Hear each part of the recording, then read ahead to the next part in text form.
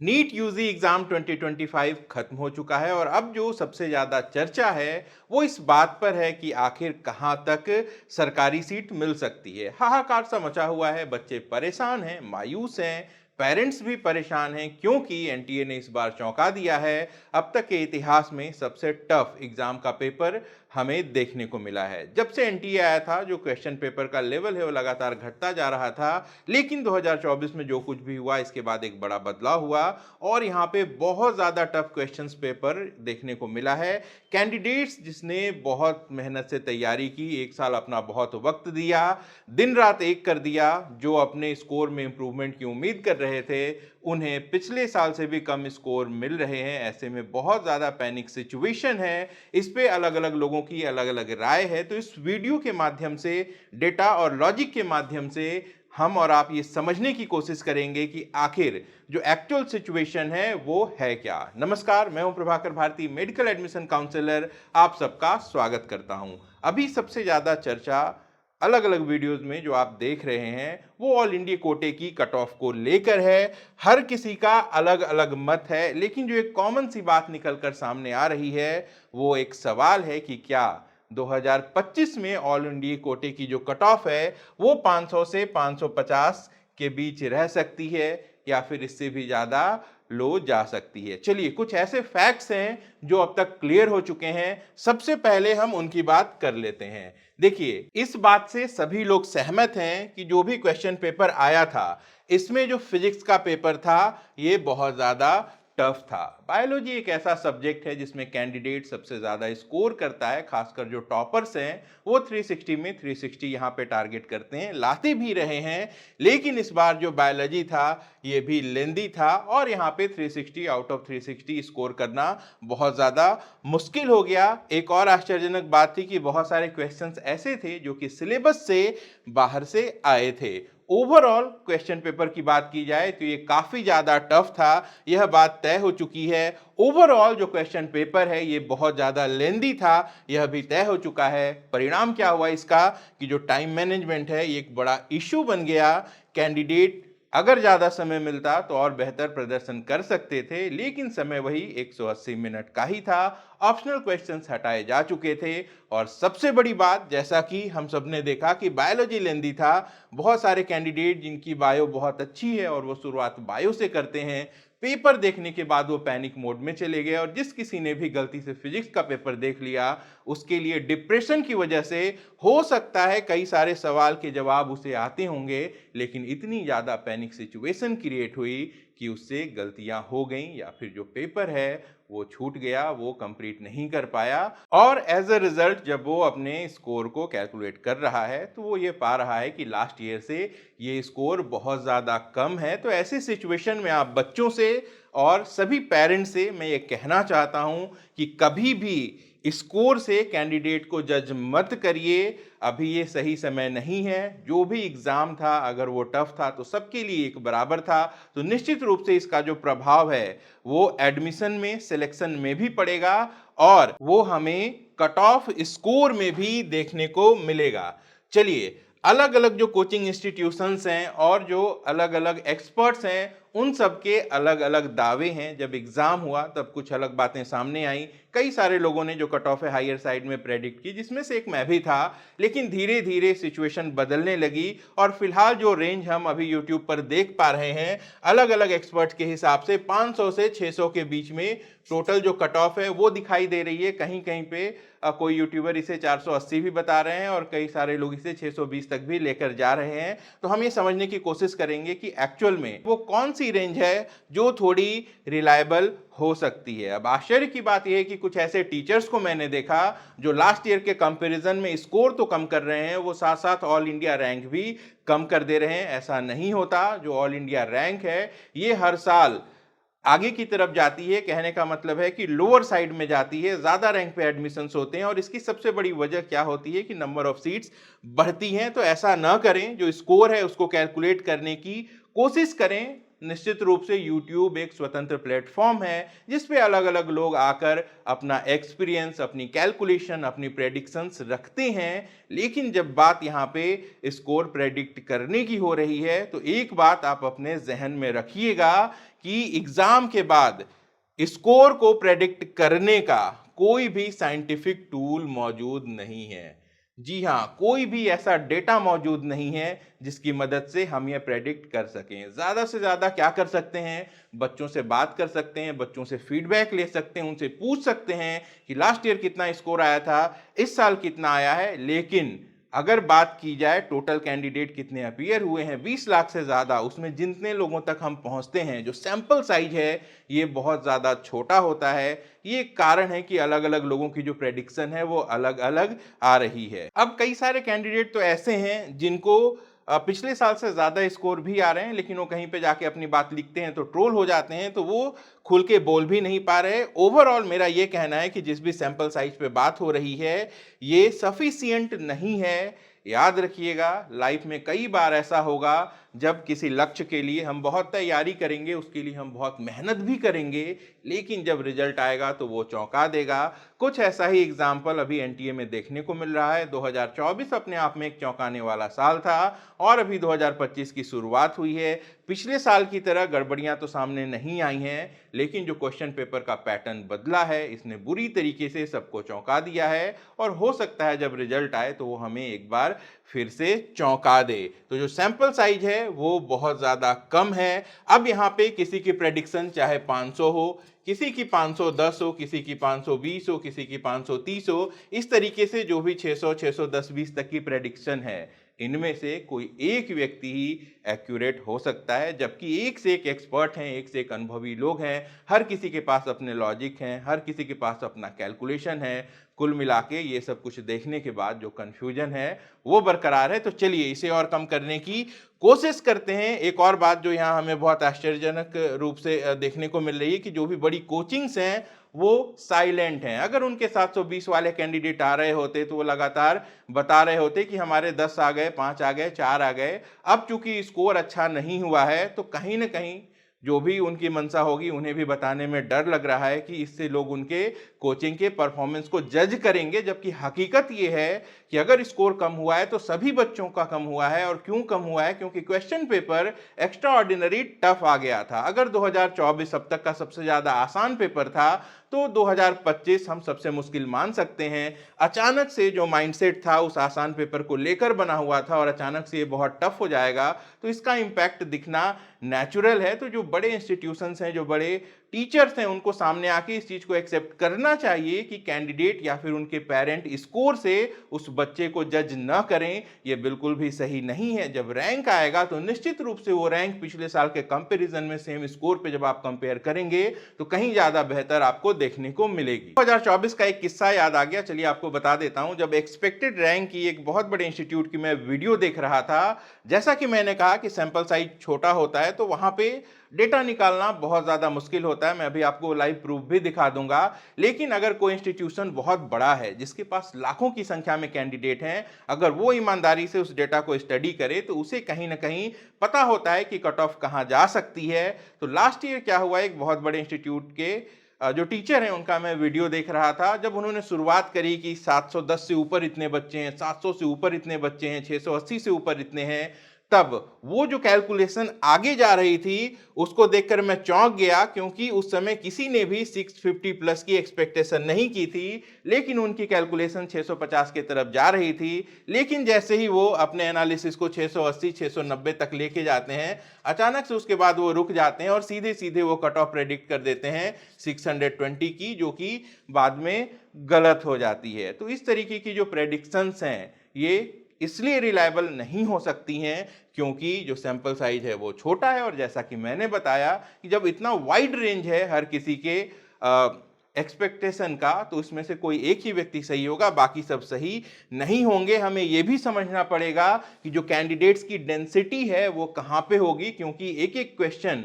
अगर बहुत टफ आ गया तो वो सबके लिए टफ है, अगर वो सबसे छूट गया है तो 4 नंबर हर किसी के छूट जाते हैं, तो ये बहुत बड़ा डिफरेंस क्रिएट करता है। तो किस रेंज पे सबसे ज़्यादा डेंसिटी है ये भी हमें ध्यान में रखनी होगी। और हमें ये भी देखना होगा कि एक सेम नंबर पे नंबर ऑफ कैंडिडेट्स कितने हैं। जी हाँ, जैसा कि लास्ट ईयर 2024 में हमें देखने को मिला था कि 600 से ऊपर जाने पर भी एक एक स्कोर पर 400, 500, 600 बच्चे थे, तो उस हिसाब से जो मेरिट है वो बहुत ज़्यादा हाई चली गई थी। चलिए अब ये आपको एक एग्जाम्पल दिखा देता हूँ। अपने टेलीग्राम पे मैंने एक पोल डाला जहाँ बच्चों से पूछा कि उनका इस बार क्या स्कोर आ रहा है, और देखिए ये साफ साफ गलत है, या तो जानबूझ के गलत वोटिंग की गई है या जो भी हो। 9+5, यहाँ पे 14% बच्चे ऐसे हैं जो कह रहे हैं कि उनका 600 से ज्यादा स्कोर आ रहा है, विच इज इम्पॉसिबल।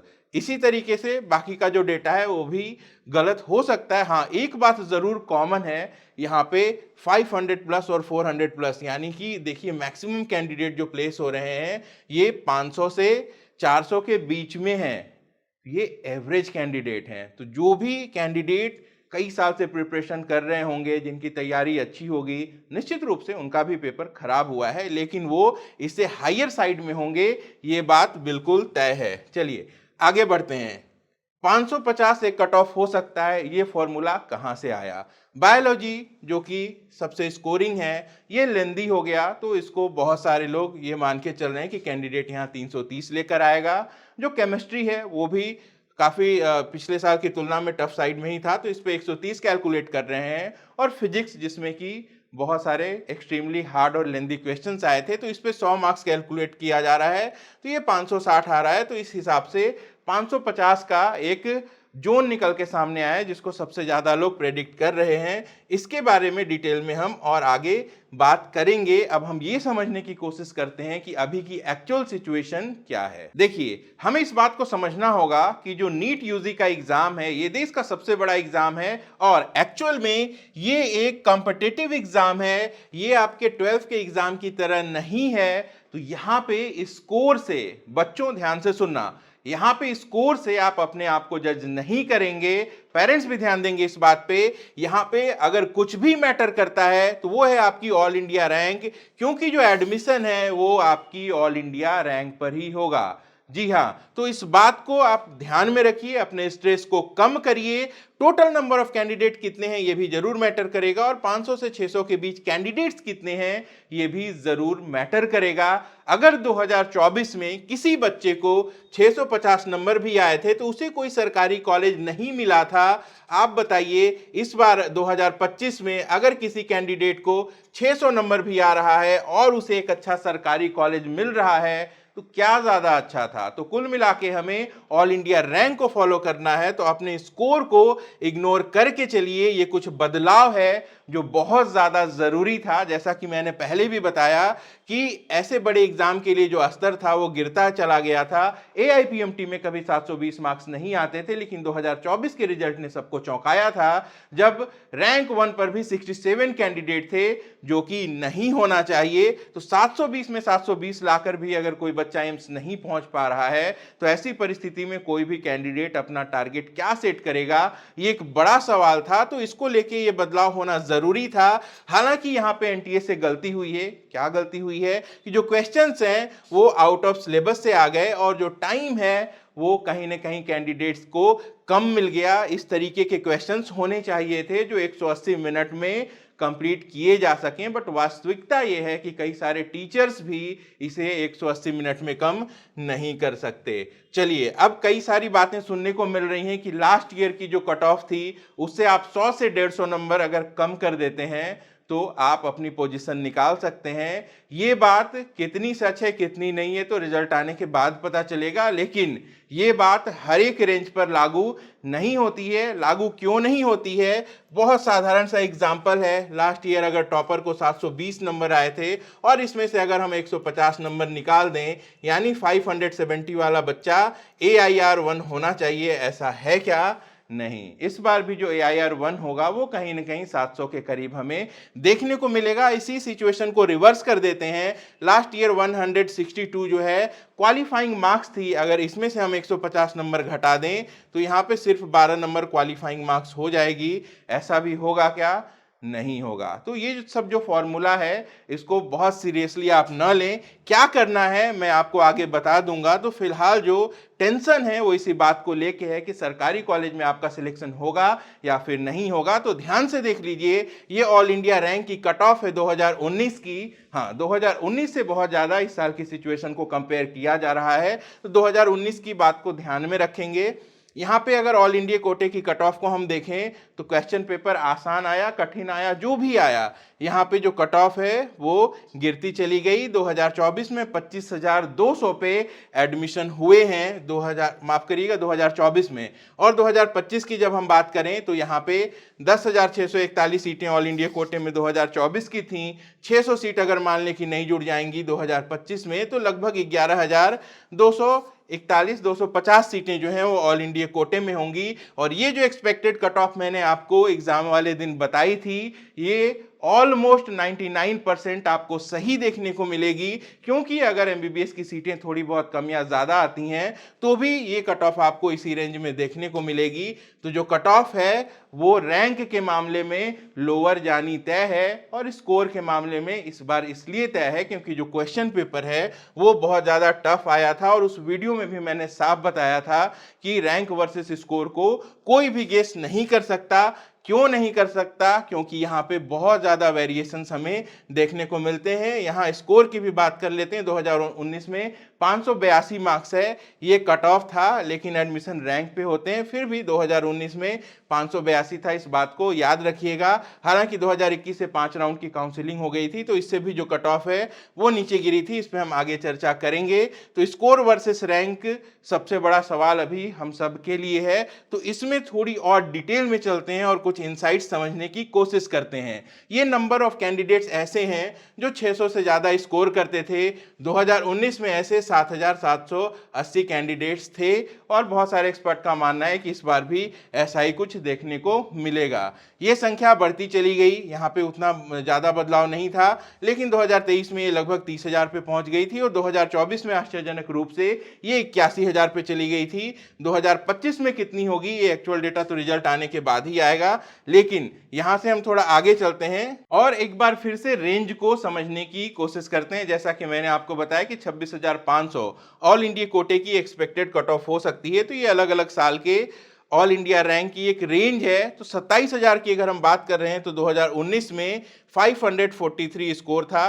कहीं ना कहीं इसको भी आधार मान के 550 की प्रेडिक्शन हो रही है। तो इस बात को भी ध्यान में रखिएगा। 2019 का साल 27,000 रैंक कहां पे गया था? 543 पे गया था। तो 26,500 इन दोनों के बीच कहीं ना कहीं लाई करेगा। तो ये 2020 से बढ़ना शुरू हुआ क्योंकि क्वेश्चन पेपर आसान हो रहे थे, और 2024 जो कि माना जाए तो सबसे आसान क्वेश्चन पेपर वाला साल था, ये बढ़ के 650 तक चला गया था। चलिए, अब ये वो डेटा है जो डेटा इन्फ्लेशन पे एक प्रेजेंटेशन मैंने 2024 में तैयार किया था। बाद में इसे लेकर कांग्रेस ने प्रेस कॉन्फ्रेंस कर दी और सारे न्यूज पे ये डेटा चला था। बाद में सुप्रीम कोर्ट में भी ये डेटा गया था, जिसको लेके मद्रास आईआईटी की तरफ से सफाई आई थी। खैर, यहाँ पे जो दिखाने की बात थी वो 2024 की, आप लाल वाला कॉलम देख सकते हैं कि किस तरीके से जो हाई स्कोरर कैंडिडेट हैं वो एबनॉर्मली बढ़ गए थे। तो एक बात तो समझ में आ गया है कि ये जो इंक्रीमेंट 24 में हुई थी ये 25 में पूरी तरीके से नॉर्मलाइज हो जाएगी। लेकिन यहाँ पे हम लोग बेसिकली ये समझने की कोशिश कर रहे हैं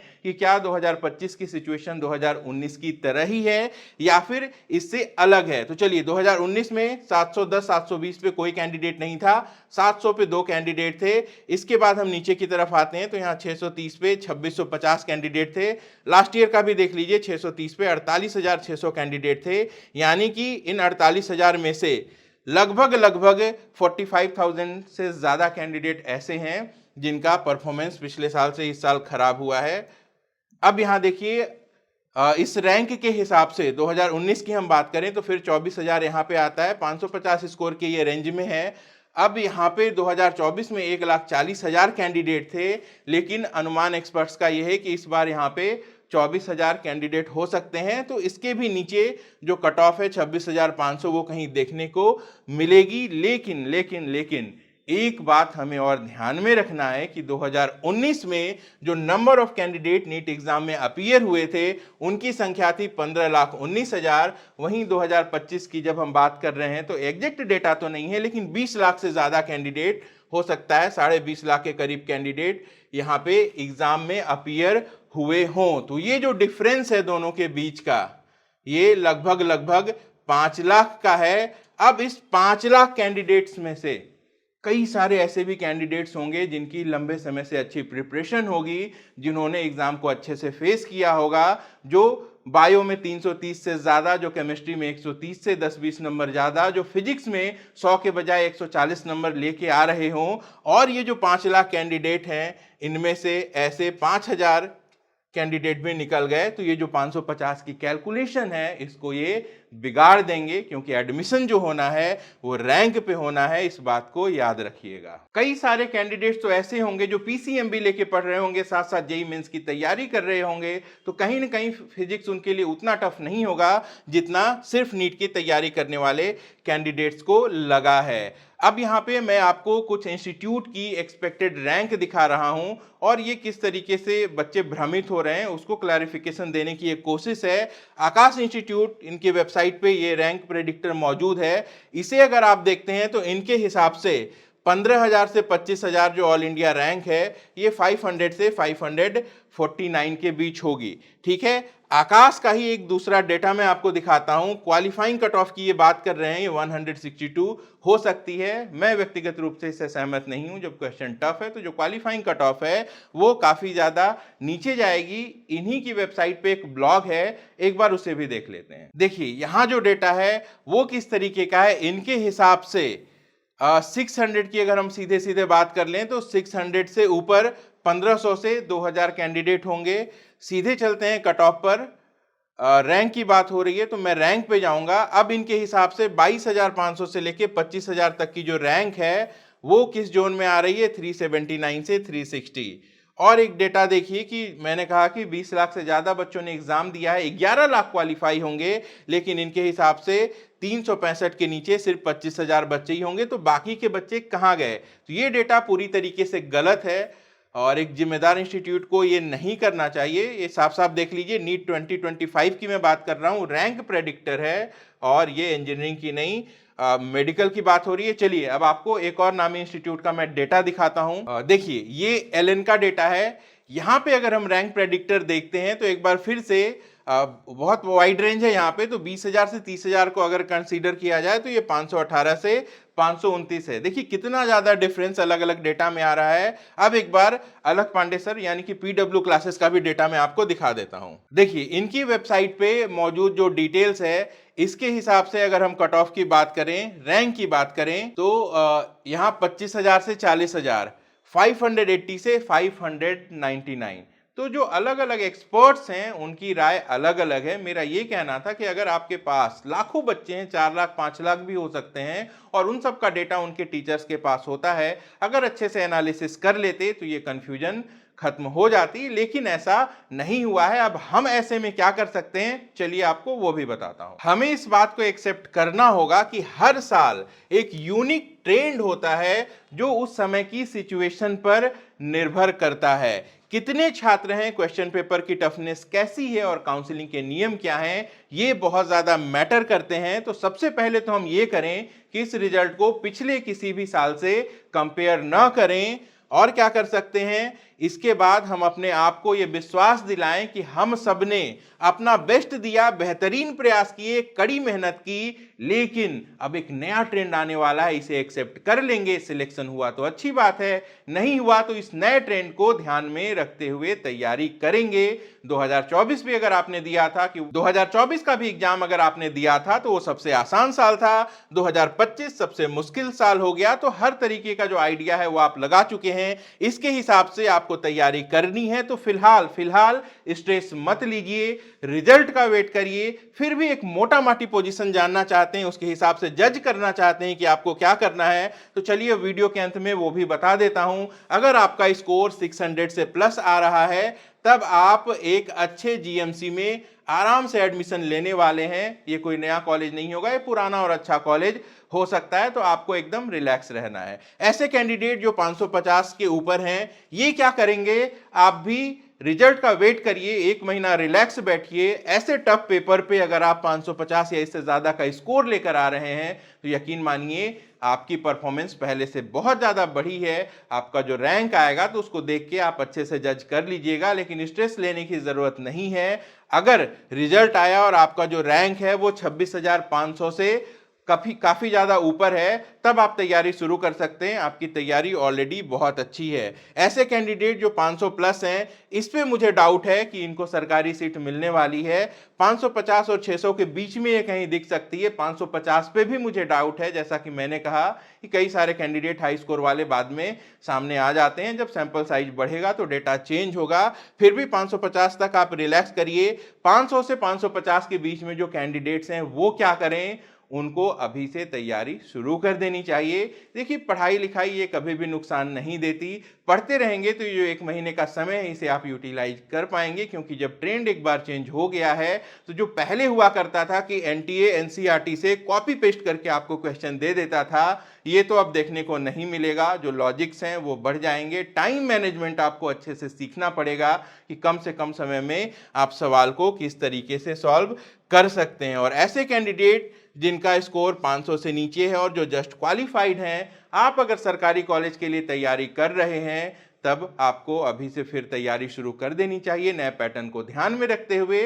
और अगर आप प्राइवेट कॉलेज में जाना चाहते हैं तो प्राइवेट कॉलेज की काउंसलिंग किस तरीके से होती है, अलग अलग स्टेट के काउंसलिंग के अलग अलग नियम हैं, आपके स्कोर पे सबसे अच्छा कॉलेज आपको कैसे मिल सकता है, ये आपको अभी से सोचना शुरू करना होगा। कुछ राज्य के फॉर्म पहले भरे जा चुके हैं, कुछ रिजल्ट के बाद भरे जाएंगे, तो आपको अलर्ट रहना होगा। तो कुल मिला के यहाँ पे जो सिचुएशन है वो मैंने आपको आपके स्कोर से क्लियर कर दी है। अब बहुत ज़्यादा स्ट्रेस लेके आप सिर्फ और सिर्फ अपना नुकसान करेंगे। जो बदलाव आया है बेहतर है इसे एक्सेप्ट करके हम आगे की प्लानिंग शुरू कर दें। जो लोग भी प्राइवेट या गवर्नमेंट के लिए काउंसलिंग प्लान कर रहे हैं, सबसे पहले तो आप हमारे टेलीग्राम चैनल को सब्सक्राइब कर लीजिएगा, क्योंकि जब काउंसलिंग शुरू होगी तो सारी इंपॉर्टेंट नोटिफिकेशन, जानकारियां, कट ऑफ, काउंसलिंग प्रोसेस, सब कुछ यहाँ फ्री ऑफ कॉस्ट आपको मिलता है। यहाँ तक कि सरकारी कॉलेज की काउंसलिंग के लिए ऑल इंडिया कोटे की कंप्लीट लिस्ट में फ्री ऑफ कॉस्ट देता हूं। बहुत आसानी से आप अपनी चॉइस लिस्ट उसको देखकर बना सकते हैं। मैं पिछले कई साल की ऑल इंडिया कोटे की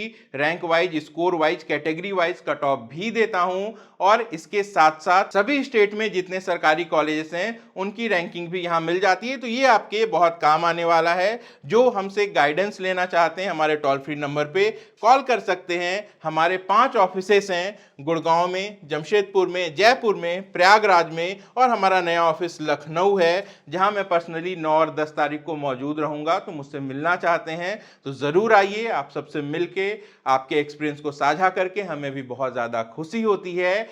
11 और 12 तारीख को मैं रहूंगा कानपुर में। तो जो कानपुर और उसके आसपास के लोग हैं वो भी यहाँ हमारी टीम से संपर्क कर सकते हैं और आप आके हमसे मिल सकते हैं। मुझे बहुत ज़्यादा खुशी होगी आप लोगों से मिलके। और बाकी जो दूर बैठे हैं वो टोल फ्री के माध्यम से हमसे कांटेक्ट कर सकते हैं। इस वीडियो के डिस्क्रिप्शन में ऑफिस के एड्रेसेस वगैरह मौजूद हैं। एक चैट लिंक भी है जिस पर आप मैसेज करके मुझसे या मेरी टीम से बात कर सकते हैं। तो अंत में प्यारे बच्चों एंड डियर पेरेंट्स, आप सबको यही कहना चाहूँगा कि स्ट्रेस सॉल्यूशन नहीं है। जो भी होगा हर किसी के साथ होगा। हर किसी की जो सिचुएशन है वो एक जैसी है। बुरा ज़रूर हुआ है, लेकिन हो सकता है आगे चल के कुछ अच्छा परिणाम हमें देखने को मिले। तो उदास होने से अच्छा है कि हम पॉजिटिव सोचें और नई ऊर्जा के साथ एक बार फिर से नई शुरुआत करें। अपना और अपनों का खूब ख्याल रखिएगा। मैं जल्द मिलता हूँ। नमस्कार, जय हिंद।